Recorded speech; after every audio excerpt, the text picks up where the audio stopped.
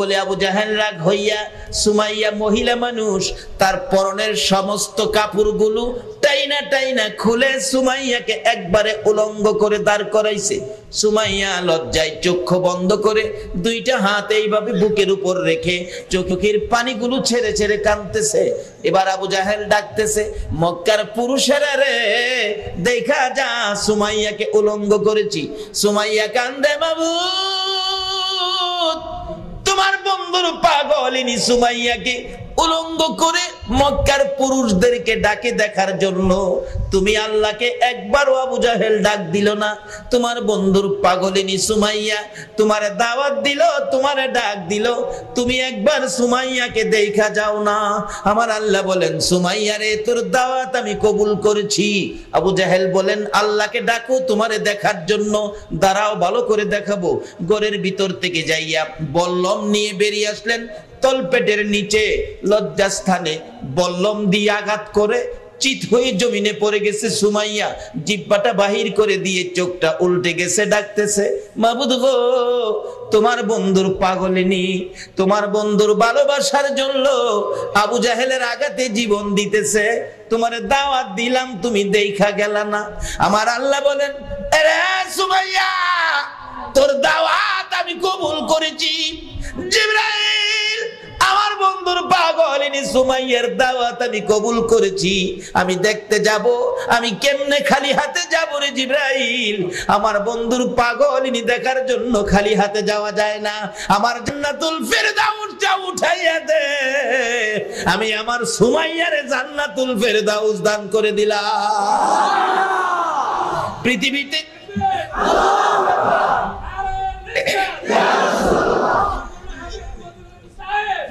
পৃথিবীর জমিনে একজনই মহিলা সর্বপ্রথম আমার নবীর ভালোবাসায় জীবন দিয়েছিলেন। মহিলা ও মা বোনেরা, তোমাদের তো কপাল ভালো, তোমাদের নসিব ভালো, তোমাদের মধ্য থেকে আগে শহীদ হয়েছেন। ইনি হলেন হযরতে সুমাইয়া। আল্লাহর জান্নাত হাতে লইয়া দুনিয়া ছেড়েছে। আমরা তো সেই নবীর উম্মত, আমরাও সেই রাস্তাটা, জান্নাতটা হাতে নিয়ে নিয়ে যাইতে পারি। সেই রাস্তাটা খুঁজে বের করব যদি আল্লাহ তৌফিক দেন। আপনারা থাকবেন তো না? আবার যাইবেন গা? আচ্ছা, আপনারা কে কে যাইবেন গা? একটু হাত তুলে দেখান তো দেখি। হাত তুলছে? মারহাবা বলো, মারহাবা। ও ইয়া রাসূলুল্লাহ, ইয়া হাবিবাল্লাহ, ইয়া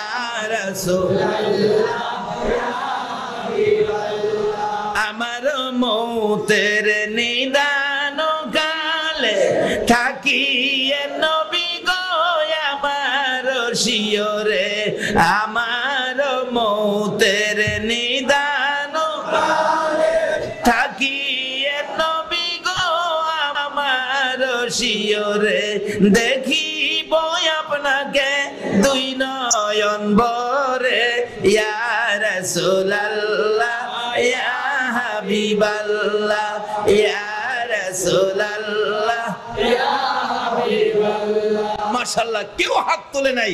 আল্লাহ বুঝি আপনাদেরকে কবুল করেছে। বলুন, মদিনার নবী আপনাদেরকে দেখতেছে না? আল্লাহু আকবার বলুন। এবার সেই মহিলাটা বলবে, সেই মহিলাটা বলবে, স্বামী গো, জীবনে কোনোদিন পার্কে যায় নাই। বেহেশতের মধ্যে কি পার্ক আছে? পার্কে কি করতো আমি একটু ঘুরে ঘুরে দেখতাম। বেহেশতে পার্ক থাকবে, ফুল ফলের গাছ। গেছেন না তো? যাইয়া দেখেন না কেন? ফুল ফলের গাছ, কি যে সুন্দর গাছ। গাছের চারপাশে বসার জায়গা থাকবে, বসলে দেখাই যাইতো না, এত আরাম। তখন এইভাবে পার্কে বসে মহিলা তার স্বামীকে বলবে, স্বামী গো, শুনছি রমনা পার্কে উসমানী উদ্যানে বাদাম নাকি খাইতো মহিলারা তার বন্ধুদেরকে নিয়ে। আপনি তো আমার বন্ধু, এখানে কি বাদাম পাওয়া যাইব? সুবহানাল্লাহ না? এমনি ছোট্ট ছোট্ট ফেরেশতারা বাদামের প্যাকেট করে নিয়ে ঘুরবে, ডাকবে, বাদাম লাগবো না, বাদাম। স্বামীরে তখন মহিলা আঙ্গুল দা গোতা দিব, আঙ্গুল দিয়া, স্বামী গো 2 টাকার বাদাম লন না। স্বামীরে কয়। ওখানের দিনের মহিলা কি স্বামীরে কয় না নিজেই যায়? মাগো তুমি জান্নাতে যাইবা, নবীর আদর্শ নাও, স্বামীরে দিয়া কি নাই, স্বামী গো 2 টাকার বাদাম লন না, অথচ বাচ্চা ফেরেশতা, বড় না বাচ্চা, 2 টাকার বাদাম লন, বেহেশতি বাদাম, কত খাওন কেমন হইব? আল্লাহ আপনাদের সেই খাওনের অধিকারী করুক, সকলে বল আমিন। সেদিন আবার আমার বুঝলে দেন গা, কি মজা, 2 টাকার খায়া কেবো স্বামী আরো 2 টাকার লন না, খাইতে খাইতে খাইতে খাইতে খাইতে খাইতে 70 বছর পার হইব হুদা বাদাম খাওয়া। অবশেষে স্ত্রী কইব, স্বামী গো মজা পায়া যে খাইতেছেন, টাকা দিবেন কইতে, যে কবরে জানবালা কি টাকা নিছেন কেউ, টাকা দিবেন কইতে, কি সমস্যা রে, তখন তো ঠিক হই। এরকম বেজালে আমি পড়ছিলাম একবার, হজ করতে যাইবা না, বেসরকারি ভাবে গেছি তো, এই দেশের টাকা তো নেওয়া যায় না, শুধু 2টা সৌদি রিয়াল আমার পকেট আছে, আর তো থাকা খাওয়ার সবকিছু যেই ট্রাভেলসের আন্ডারে গেছি, যে মোয়াল্লেমের আন্ডারে গেছি, সারাই তো করবে, আমার তো টাকা লাগবে, এই দেশে গেলে তো বাই বাতি যা আছে টাকা পয়সার অভাব নাই, 2টা টাকা পকেটে। বিমান ছাড়ছে পরেই মাইকে কইতেছে, আমরা এখন 33,000 ফিট উপরে আছি, বেল খুইলালাম, বেল খুইলালাইছি পরে না, সামনে খাওন দিছি, কয়েক কিসিমের খাওন, যারা বিমানে গেছেন দেখছেন তো। প্রথম দিছে লজেন্স, যাতে বমি টুমি না হয়, আমি লজেন্স হাতে লিয়ে বইরেছি, খাই না। এরপরে আরো খাবার দিছে, ফল ফলাদি, লাল ভাত, এরকম খানা দেওয়ার পরে আমি খাই না, সবাই খাইতেছে। আমার সাথে এক বেচারা, উনি নাকি আরো 7 বার হজ করছে, আমার জিগায় হুজুর খান নাকি লেগা, কি ভাই সাহেব লজ্জার কথা, আমার পকেটে 2টা আছে। সত্যটা বললে অসুবিধা কি আছে, কারণ বিমানের খাবার দাম জানি কত ধরে, বিল জানি কত লেখা দেয়, যদি না দিতে পারি তাহলে লজ্জার ব্যাপার। কারণ আমাদের ভৈরবে যখন ফেরি ঘাট ছিল, এখন তো ব্রিজ হয়েছে, দেখছি এই মানুষ যে কত টর্চারিং করে, এরা খাওয়াইছে 10 টাকা প্লেট চিংড়ি মাছ, 10 টাকা প্লেট, 10 টাকা করে চিংড়ি মাছ, আসলে 10টা চিংড়ি মাছ দিছে, একটা 10 টাকা, আর বুঝাইছে প্লেট 10 টাকা। বেচারা খাইছে, খাওয়ার পরে বিল করছে 150 টাকা। আরে বাবা 10 টাকা প্লেট চিংড়ি মাছ, 10 টাকা বাদ 20 টাকা হবে, আপনারা কে কইলো 10 টাকা প্লেট, 10 টাকা একটা, আপনারা 10টা দিছি, বিল বানায় দিছে 150 টাকা, মান সম্মান যাইবার দশা। এরকম বিপদ আমি দেখছি নিজের চোখে। আপনার ঠান্ডা প্রাণ ওই সময় 15 টাকা করে বিক্রি করে তারা, 10 টাকার প্রাণ 15 টাকা। আপনি খাইবেন কইয়া ওই মুখটা খুইলালা, খাইবেন কি না একথা জিগাইছে না, খাইবেন কইয়া খুইলা লাইছে মুখটা। আপনি বলছেন আমি তোর বাবা খাবো না, না হলে টাকা দেন, খুললেন কেন? এরকম অত্যাচার করতো, নিজের চোখের দেখা। আমার তো এই অবস্থাটা জানা আছে, আমি আবার কই খামুজে খাইলিনি, আবার কই খাইলেন কেন, টাকা দেন। অবশেষে হাজী সাহেব আমার কানে কানে কে, হুজুর খান খান, বিল দিতে হবে না, এইগুলির বিল বিমানের টিকিটের মধ্যে রাখিয়া দিছে। দাও বিমানের টিকিট যখন কাটছেন, এই সব খাবারের বিল রাখিয়া দিছে।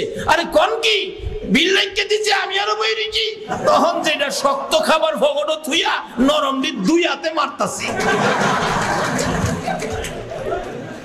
বাবারে বেহেশতের ভিতরে খাবেন, 70 বছর বাদাম খাবেন, 70,000 বছর খাবেন, খাইতে খাইতে খাইতে খাইতে বিবি সাহেব বলছে বিল দিবেন করতে। কে যেন ডেকে ডেকে বলতেছেন, না না বিল দিতে হবে না, খাও গো জান্নাতীরা, খাও গো আল্লাহর মেহমানেরা, তোমাদের এই জান্নাতে খাবার বিল আমার নবী যেদিন কালিমাটা লইয়া মার খাইয়া রক্তে লাল লাল হয়েছিল, নবীজির ওই রক্ত মাখা কালিমাটা যেদিন তুমি তেলাওয়াত করেছো, কালিমা যেদিন পড়েছো, এই কালিমার মধ্যে জান্নাতে খাওয়ার বিল আদায় হয়ে গেছে। নারে তাকবীর, নারে রিসালাত, নারে গাউসিয়া, এই কালিমাটার মধ্যে সব বিল দেওয়া আছে। কিন্তু এই কালিমাটা কি আপনারা নষ্ট করে ফেলবেন? কি করলে মজবুত থাকবে? এই বিল কালিমার মধ্যে আদায় হবে।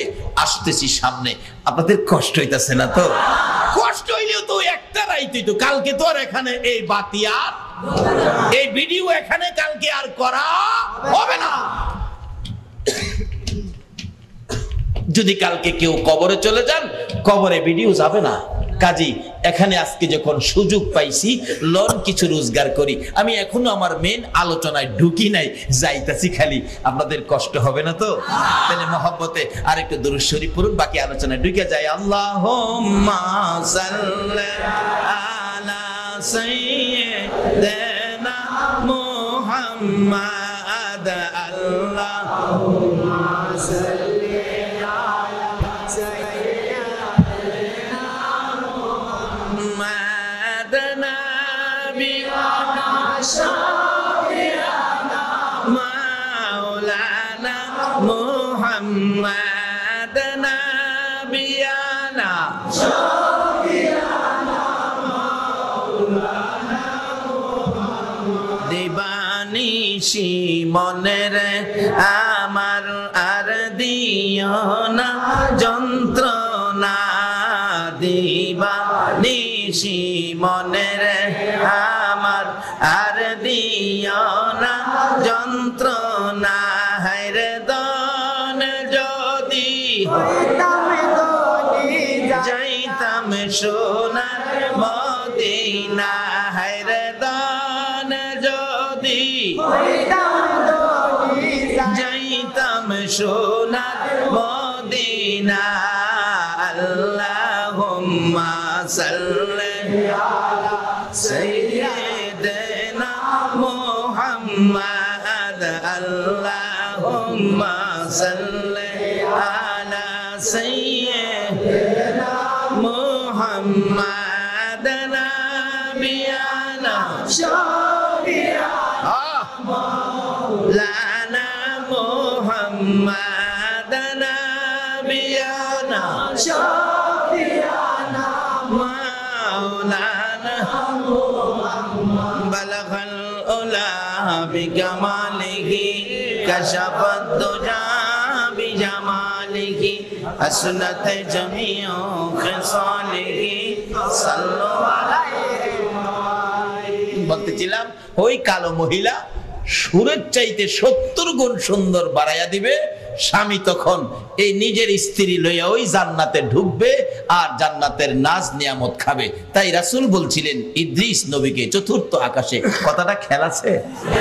ইদ্রিস তুমি কত ভাগ্যবান নবী, সশরীরে জান্নাতে গিয়ে জান্নাতের নাজ নিয়ামত খাইলা, হুরবালা দেখলা, কি সুন্দর হুর। ইদ্রিস আলাইহিস সালামকে হুজুর ভাগ্যটা বেশি একটা ভালো নয়। কি এর দেখতারলাম, গেছিলাম তো দেখবার লেগিয়া, যাইয়া দেখি বেহেশতের দরজাগুলি বন্ধ, এমনকি উপরে লেখা আছে আখিরি নবী উম্মত নিয়ে না আসা পর্যন্ত কারো জন্য বেহেশতের দরজা খোলা হবে না। শুধু লেখা না, হাসরের ময়দানে বেহেশতিরা বেহেশতে যাওয়ার জন্য যার যার নবী উম্মত নিয়ে রওনা হবেন। আদম আলাইহিস সালাম বেহেশতের দরজা বন্ধ, আওয়াজ দিবেন দরজা খোলো, দরজা খোলো। বেহেশতের ভিতর থেকে জবাব দিবেন কে? আমি আদি পিতা আদম আলাইহিস সালাম, আদি মানুষ। দরজা খোলো, আমার কিছু উম্মত আছে, এদেরকে বেহেশতে ঢুকাবো। ভিতর থেকে জবাব আসবে না না না, আখিরি নবী না আসা পর্যন্ত দরজা খোলা হবে না। ইব্রাহিম আলাইহিস সালাম যাবে, আমি জাতির পিতা ইব্রাহিম, আমার কিছু উম্মত নিয়ে আসছি, দরজা খোলো। ভিতর থেকে জবাব দিবেন আপনি কে? আমি ইব্রাহিম। না না না, যতক্ষণ পর্যন্ত আখিরি নবী উম্মত নিয়ে না আসবে ততক্ষণ পর্যন্ত জান্নাতের দরজা খোলা হবে না।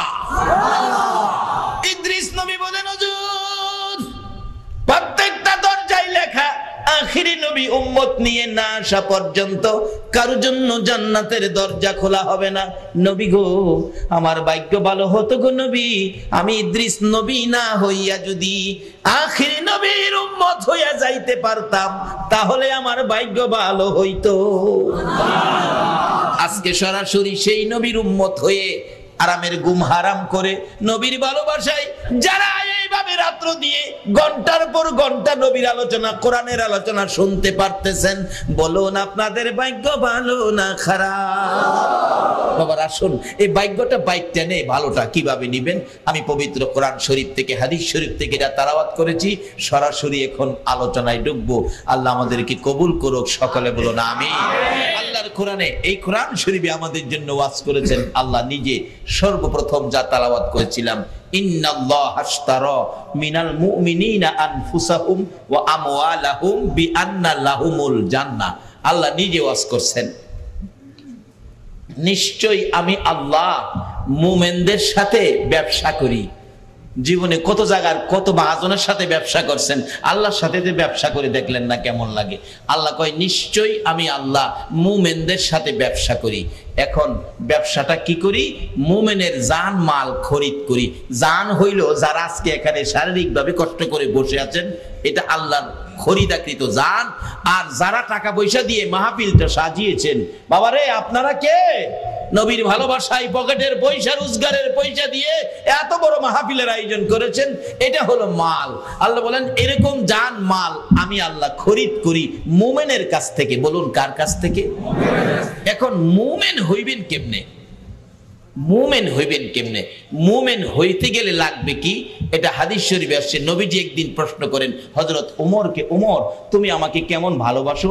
ওমর বলেন হুজুর বলেন কি, আমি তো আমার ছেলে মেয়ে বিবি বাচ্চার চাইতে আপনাকে বেশি ভালোবাসি। রাসূল বলেন ওমর তুমি এখনো মুমিন হও নাই, অথচ নামাজ কম পড়ে নাই, রোজাও রাখেন, বাকি সব আমল করেন, তারপরে বলে মুমিন হয় নাই। হযরত ওমর বলেন বলেন কি, আমি মুমিন হইতে পারলাম না? রাসূল বলেন তুমি ঠিক করে বলো আমাকে কেমন ভালোবাসো? হুজুর ধন সম্পদ বিবি বাচ্চা বাড়িঘর সবচাইতে আপনাকে বেশি ভালোবাসি। রাসূল বলেন ওমর তুমি এখনো মুমিন হও নাই, ঠিক করে বলো আমাকে কেমন ভালোবাসো? ওমর চিৎকার মারছে ইয়া রাসূলুল্লাহ, ছেলে মেয়ে বিবি বাচ্চা ধন সম্পদ বাড়িঘর এমন কি আমি ওমরের জানের চাইতে আপনাকে বেশি ভালোবাসি। রাসূল বলেন এইবার মুমিন হয়েছো। এখন আপনারা কি জানের চাইতে রাসূলকে বেশি ভালোবাসতে রাজি আছেন? তাইলে এই মুমিনের সাথে আল্লাহর ব্যবসা। মুমিনের জান মাল খরিদ করবে কি দিয়ে? টাকা দিবে না, ইউরো দিবে না, ডলার দিবে না, পাউন্ড দিবে না, কি দিবে? কোরআন শরীফ বিআন্না লাহুমুল জান্নাহ, আমি মুমিনের জানমাল খরিদ করি আমার জান্নাতের বিনিময়। জান্নাতটা তাদেরকে দেই, তাদেরকে আমি নেই। আল্লাহু আকবার বলুন। এখন মুমিন হইতে গেলে নবীর ভালোবাসা, এই নবীর ভালোবাসা দিয়ে যদি নামাজ পড়তে পারেন তাহলে কাজে লাগবে। নবীর ভালোবাসা যদি টুপি লাগাইতে পারেন তাহলে কাজে লাগবে। নবীর ভালোবাসা যদি দাড়ি রাখতে পারেন তাহলে কাজে লাগবে। নবীর ভালোবাসায় পাঞ্জাবি পড়তে পারেন তাহলে কাজে লাগবে। দাড়ি আছে ভালোবাসা নাই, বলুন এই দাড়ির কোনো দাম আছে? রবীন্দ্রনাথ ঠাকুর কত বড় দাড়ি, সুবহানাল্লাহ। আছে আপনাদের এত বড় দাড়ি? একজন কইতাছে হের বলে হইব। বাবা তুই কি রবীন্দ্রনাথ ঠাকুর হইবে নাকি? কথাবার্তা সাবধানে বইলো, অনেক কথাই কিন্তু ঈমান নষ্ট হয়ে যা। বলুন রবীন্দ্রনাথ ঠাকুরের দাড়ি আছে কিনা? ছোট না বড়? যদি শুনেন কালকে রবীন্দ্রনাথ ঠাকুর মারা গেছে, লাল দিঘির ময়দানে ঠাকুরের জানাজা হবে, আপনারা কি কেউ যাবেন? কেন? দাড়ি আছে তো। কিন্তু দাড়ি আছে, আসল নাই। কি কর? কি আসল নাই? আসল হলো কি? ঈমান। ঈমান হলো নবীর মহব্বত। আল্লাহু আকবার বলুন। দাড়ি আছে ঈমান নাই, জানাজায় কেউ যাবেন না। কিন্তু যদি আজকে রাত্রে মাইকিং করা হয় আগামীকাল সকাল 10টায় কবি নজরুলের জানাজা হবে লাল দিঘির ময়দানে, বলুন তো মুসলমান যাবে কিনা? কেন? তার তো দাড়ি নাই। কি নাই? কি নাই? দাড়ি তো নাই। কি আছে? আর কি আছে? একটা আছে ঈমান, আর একটা কি আছে? নবীর। কারণ উনি গান গাইতেন। কি গান? তোরা দেখি যা আমিনা মায়ের কোলে, তোরা দেখি যা আমিনা মায়ের কোলে। নবী শান ও মান গাইতেন।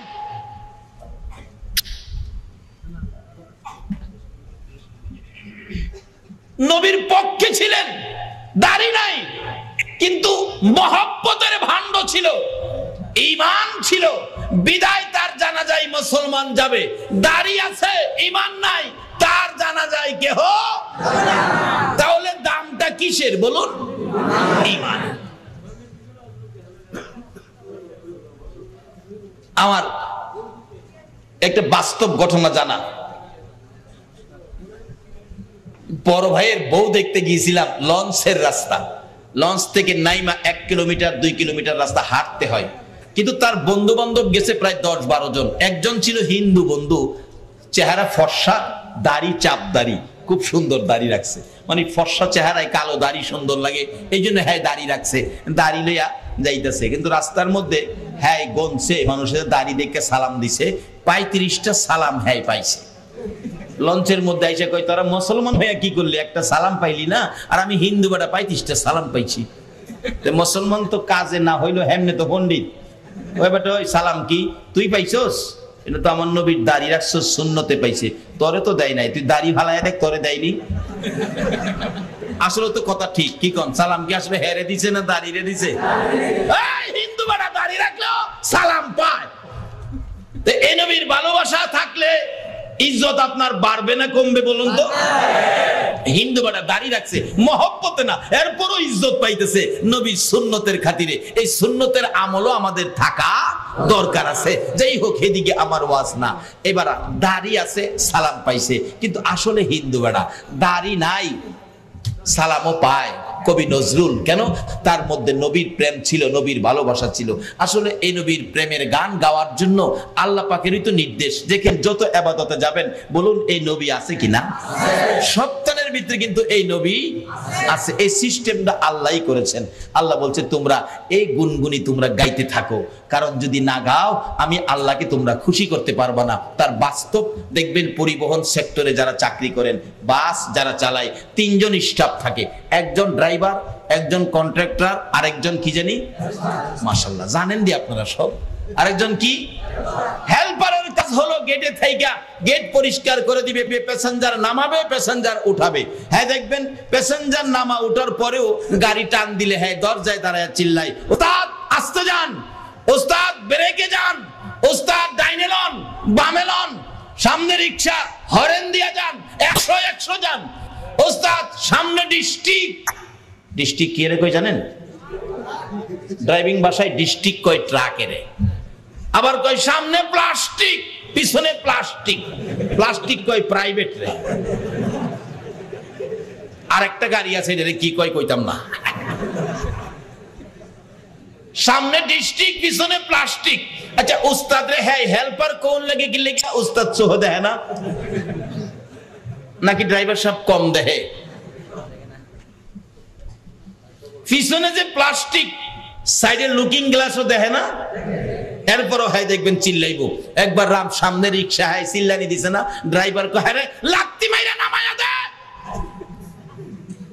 এর দায়িত্ব গেট পরিষ্কার রাখা, প্যাসেঞ্জার ওঠানামার সুবিধা করে দেওয়া। এরপর অনার্থক খেয়ে চিল্লাইবো, না চিল্লাইলে বলে লাত্তি মাইরা নামাই দিব।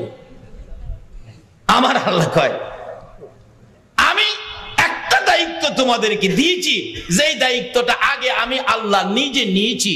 ইন্নাল্লাহা, আল্লাহু আকবার বলুন, ওয়া মালাইকাতাহু ইউসাল্লুনা আলান নবী। এরা দুনিয়ার মানুষ, তোমাদের কাছ থেকে এটা আমিও চাই, যেই কাজটা আমি আল্লাহ করি, আমার হাবিবের উপর দুরূদ ও সালাম পাঠ করি, ফেরেশতারা করে, তোমরা করো। তোমরা কারা? তোমরা সব না, কিন্তু তোমরা সব না। কোরআন শরীফে বলছে ইয়া আইয়ুহাল্লাযীনা আমানু। কাকে ডাকছে? কাকে ডাকছে? ঈমানদারদেরকে বলেছে এই কাজ করার জন্য, সব মানুষকে বলে নাই। যদি সব মানুষকে বলতো তাহলে ইয়া আইয়ুহান নাস উচ্চারণ করতো। বলেছে ইয়া আইয়ুহাল্লাযীনা আমানু, ও পৃথিবীর ঈমানদাররা তোমরাও এই কাজটা করো। সেই কাজটা কি? সাল্লু আলাইহি ওয়া সাল্লিমু তাসলিমা। এটাই তো আমরা বাড়ি বাড়ি মিলাদুন নবী করি, মিলাদ মাহফিল করি, দুরূদ সালাম পাঠ করি। যদিও এটা ফরজ না, ওয়াজিব না, কিন্তু এটা আমাদের মুখে থাকতে হবে। এটা আল্লাহ চায়। এটা আল্লাহ কি চায়?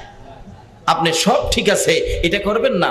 আপনার ছেলেটা বিএ পাস করলেন, এমএ পাস করে ঢাকাতে চাকরি পাইছে, মাসে 50,000 টাকা বেতন, আপনাকে মাসে 20,000 টাকা দেয়, কিন্তু ছেলেটা 10 বছর হয়েছে টাকা পাঠায়, হ্যাঁ বাড়িতে আয় না। বলুন মা বাবা খুশি না বেজার?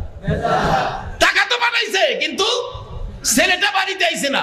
আর ছেলেটা বাড়িতে আইছে, একবারও মারে মা কয় নাই, বাবারেও বাবা কয় নাই। বলুন মা বাবা এত কিছু পাওয়ার পরেও মা বাবা খুশি না বেজার? আমার আল্লাহ বলেন, আরে দুনিয়ার মানুষ, আমি আল্লাহ নিজে যেই নবীর গুণগান গাইতেছি, যেই নবীর জিকির বাড়িয়ে দিয়েছি, যেই নবীর উপর দুরূদ ও সালাম পাঠ করতেছি, তোমরা যতই ইবাদত করো, যতই নেক কাজ করো, যতই সূরত ধরো না কেন, আমার এই নবীর গুণগান, নবীর দুরূদ ও সালাম যতক্ষণ পর্যন্ত আমি আল্লাহকে না শোনাইতে পারবা, ততক্ষণ পর্যন্ত আমি আল্লাহ খুশি হব না।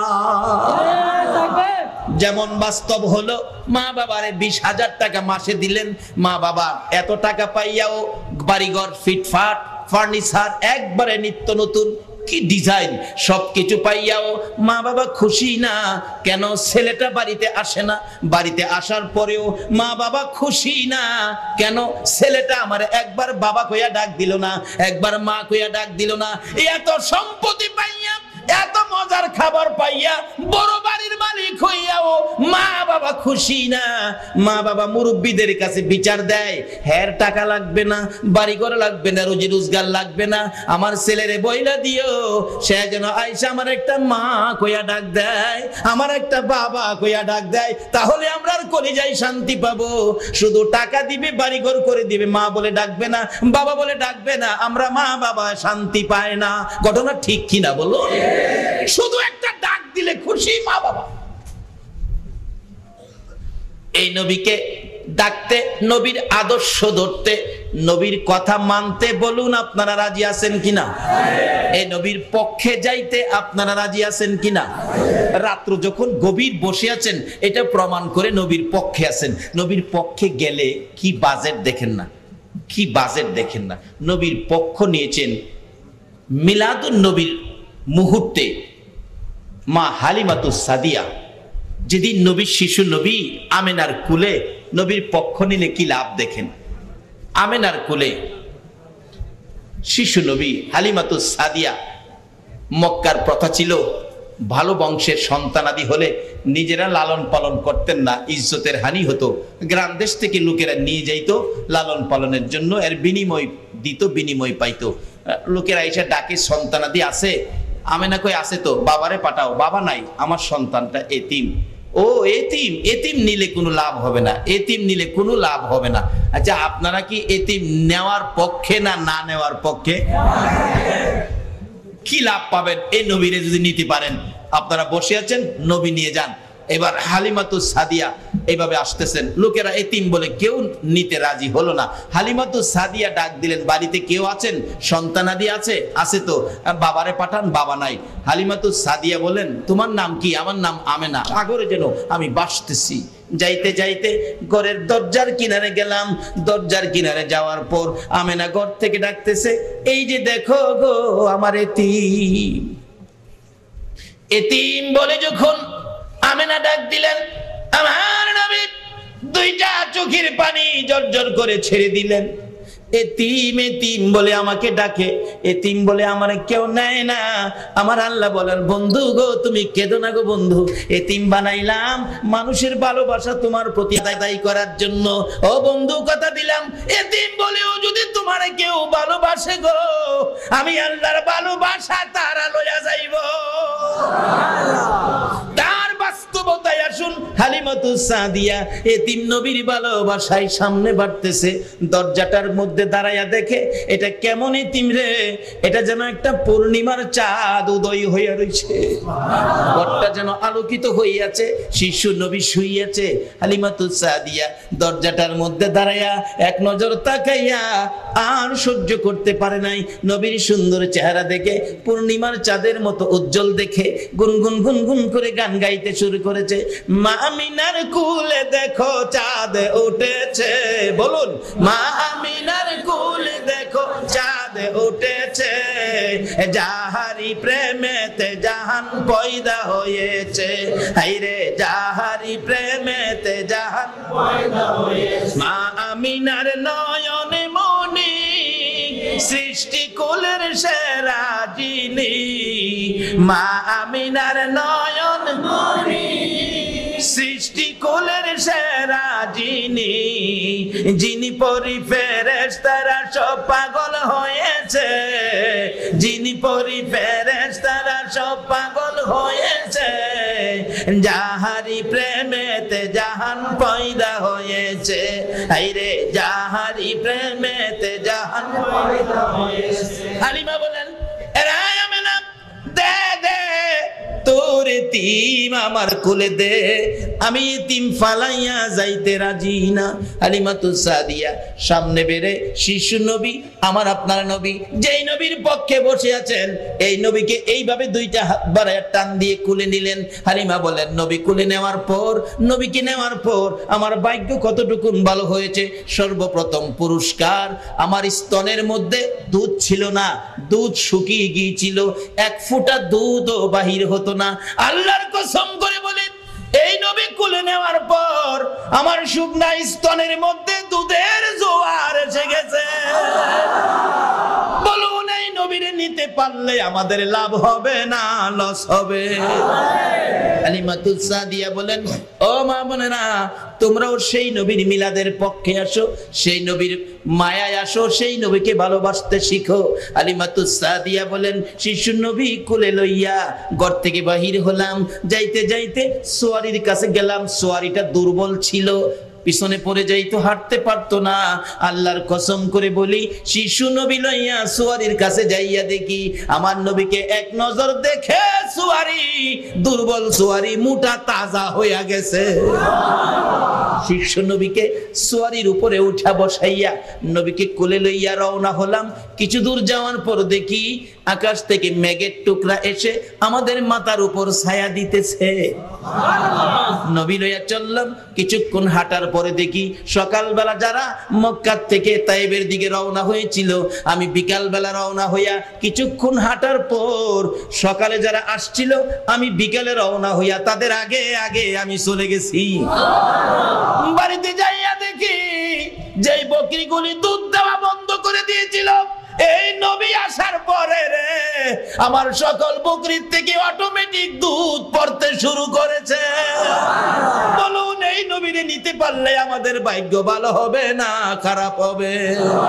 তার জন্য সাহায্যের দরখাস্ত করেছে, তাকে সেবা দিয়ে নেক হায়াত বাড়াইয়া দিয়েছে আল্লাহ। আল্লাহ কমিটির ভাই সহ আজকের মাহফিলের শ্রোতা মণ্ডলী সহ সকলকে তুমি আমাকে সহ নেক হায়াত বাড়াইয়া দাও। যেই পথে চলিলে তোমার নবী পাওয়া যায়, ওই পথটা আমাদেরকে দেখাইয়া দাও। ইয়া আল্লাহ, খাস করে আমাদের মধ্যে যাদের ছেলে মেয়ে আছে, সকলের ছেলে মেয়েদেরকে নেক হায়াত বাড়াইয়া দাও। সুশিক্ষায় শিক্ষিত করে বাপ মার কলিজা ঠান্ডা করে দাও। ছেলে মেয়েদেরকে অকালে মৃত্যু দিও না, মা বাবার কলিজায় আগুন জ্বালাইও না, ছেলে মেয়েদের মুখে এতিমের দাগ লাগাইও না, ছেলে মেয়েদের মা বাবার হায়াত বাড়াইয়া দাও। ইয়া আল্লাহ, আজকের মাহফিল তোমার কুদরতি হাতে দিয়ে গেলাম, কিয়ামত পর্যন্ত মাহফিল তুমি কায়েম রাখো গো আল্লাহ। এই মাহফিলে যারা সাহায্য সহযোগিতা করেছে, করবে, দূর দূরান্ত থেকে আসছে, আসবে, সকলকে তুমি কাল কিয়ামতে নবীর গুদারায় উঠাইয়া ফুল সিরাতের ফুল পার করে দিও গো আল্লাহ। অনেকেই দরখাস্ত করেছে, সকলের নাম তো আমি বলতে পারি না। আল্লাহ, তুমি সকলের আশা পুরা করে দাও। যার মনে যে আশায় দরখাস্ত, সবগুলো তুমি কবুল করে নাও। মাহফিল শেষে যারা যেখানে যাবে সহি সালামতে পৌঁছাইয়া দাও। সাল্লাল্লাহু তাআলা আলা খায়রি খালকিহি মুহাম্মাদিন ওয়া আলা আলিহি ওয়া আসহাবিহি আজমাইন বিহাক্কি লা ইলাহা ইল্লাল্লাহ।